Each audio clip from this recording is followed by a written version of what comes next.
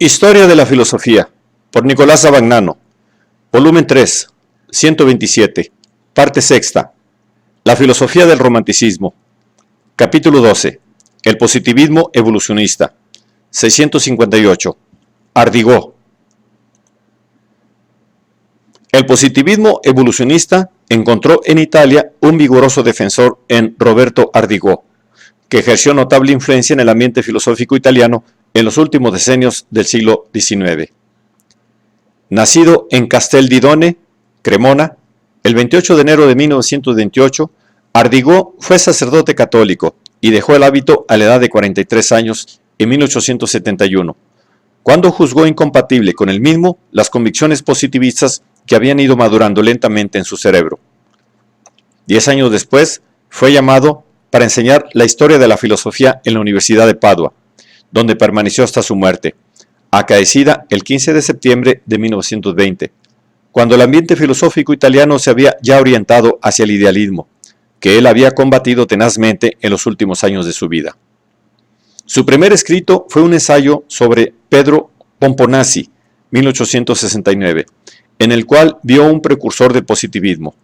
Siguieron La psicología como ciencia positiva, 1870, La formación natural en el hecho del sistema solar, 1877, La moral de los positivistas, 1889, Sociología, 1879, El hecho psicológico de la percepción, 1882, Lo verdadero, 1891, Ciencia de la educación, 1893, La razón, 1894, La unidad de la conciencia, 1898, La doctrina spenceriana del incognoscible, 1899, y otros numerosos ensayos aclaratorios y polémicos que versan, sin cambiarlos, sobre los puntos fundamentales contenidos en sus principales escritos.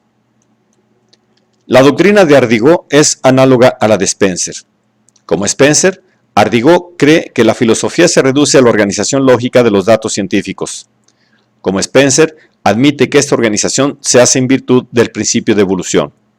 Como Spencer, en fin, sostiene que los datos fundamentales de la filosofía, el sujeto y el objeto, el yo y el mundo externo, no son dos realidades opuestas, sino dos diversas organizaciones del mismo contenido psíquico, según la doctrina que Hume había hecho prevalecer en el empirismo inglés.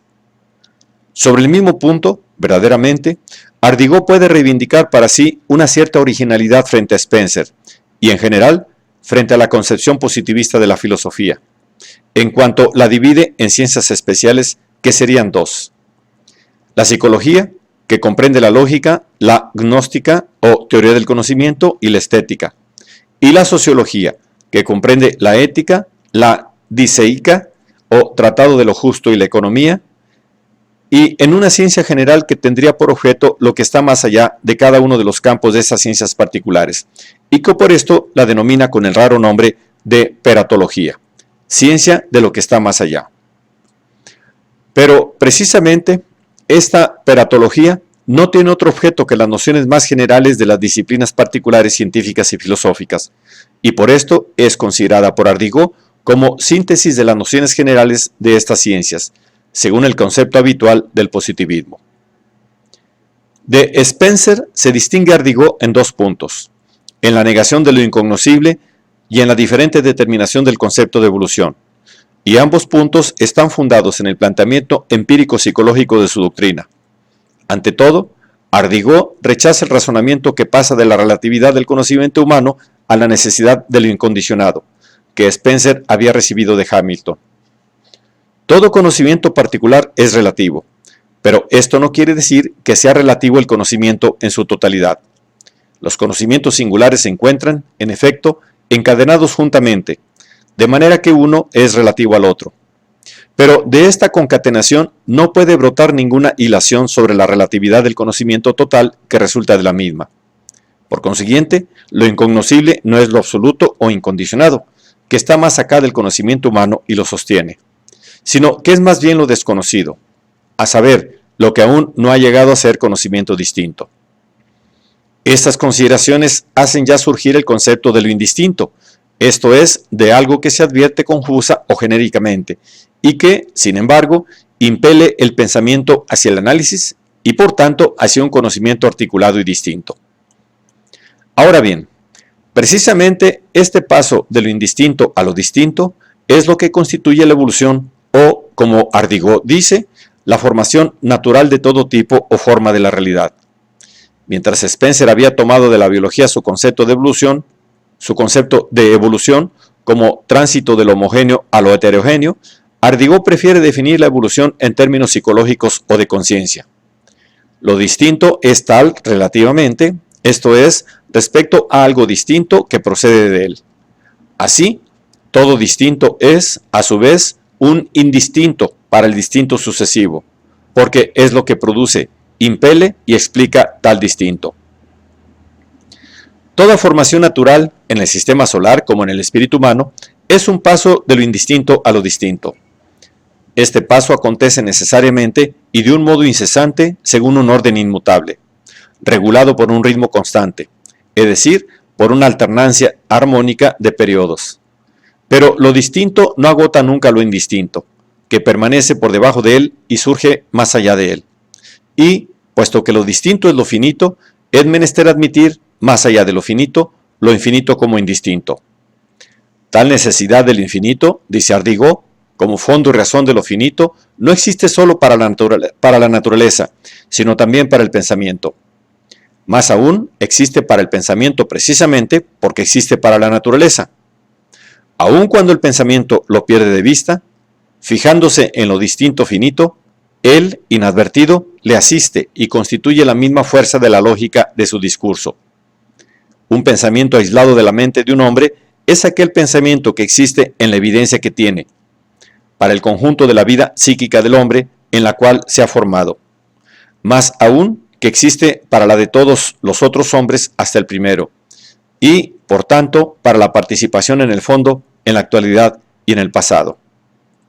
Y Ardigó sostiene este infinito que es incesante desarrollo progresivo contra todas las negaciones que querrían interrumpirlo en el recurso a una causa o a un fin último trascendente.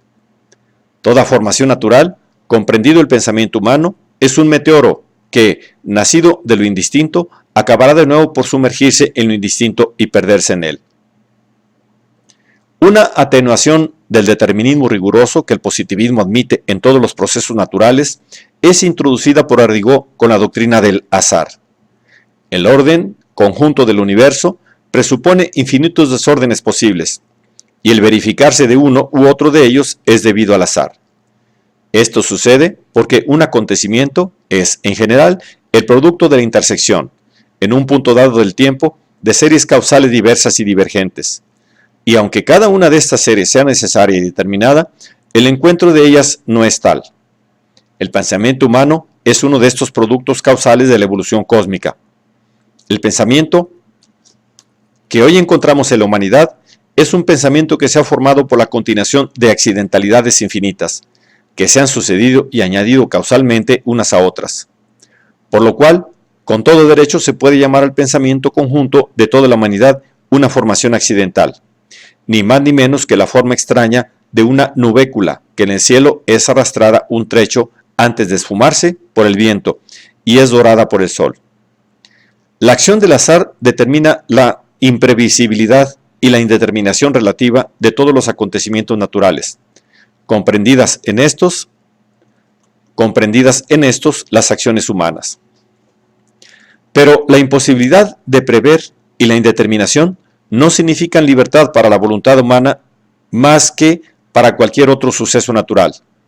La libertad del hombre, o sea, la variedad de sus acciones, dice Ardigó, es el efecto de la pluralidad de las series psíquicas o de los instintos, si así se les quiere llamar. Y si es inmensamente mayor que en los demás animales, ello proviene únicamente del hecho de que la complejidad de su constitución psíquica, ya sea por su íntima disposición, ya sea por sus relaciones con el exterior, se presta a un número de combinaciones inmensamente mayor.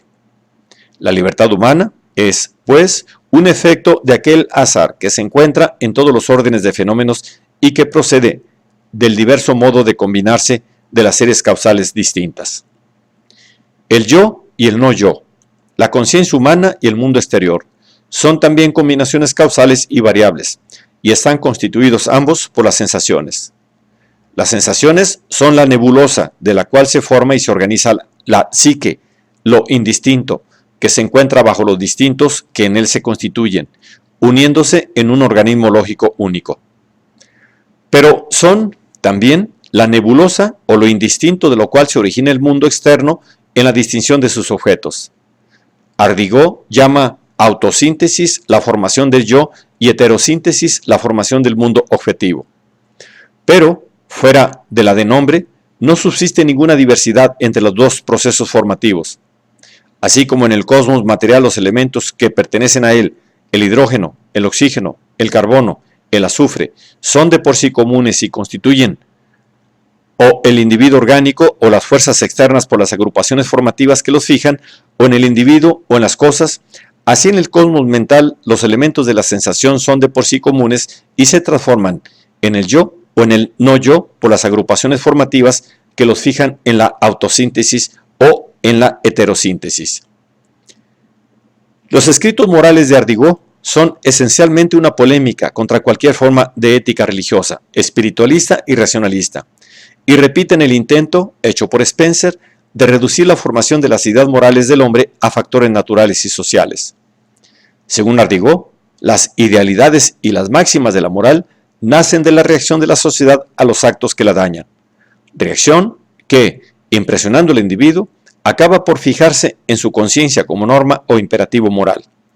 Los caracteres intrínsecos del deber, su obligatoriedad, su trascendencia y la responsabilidad que le está unida se deben, pues, a la interiorización progresiva, a través de experiencias constantemente repetidas, de las sanciones externas que el acto inmoral encuentra en la sociedad en cuanto acto antisocial.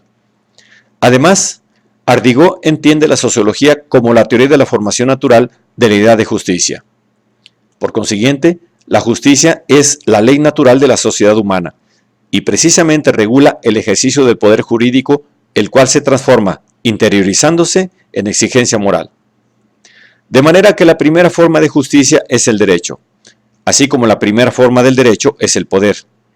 Pero al derecho positivo se contrapone luego el derecho natural, que es el ideal del derecho que se forma en las conciencias bajo el mismo impulso que el derecho positivo, pero que se realiza imperfectamente en las formas de este último. El derecho positivo está siempre atrasado respecto al derecho natural, que expresa los ideales sociales más avanzados, y la lucha de estos contra el derecho positivo para reformarlo a su imagen constituye la incesante evolución de la justicia.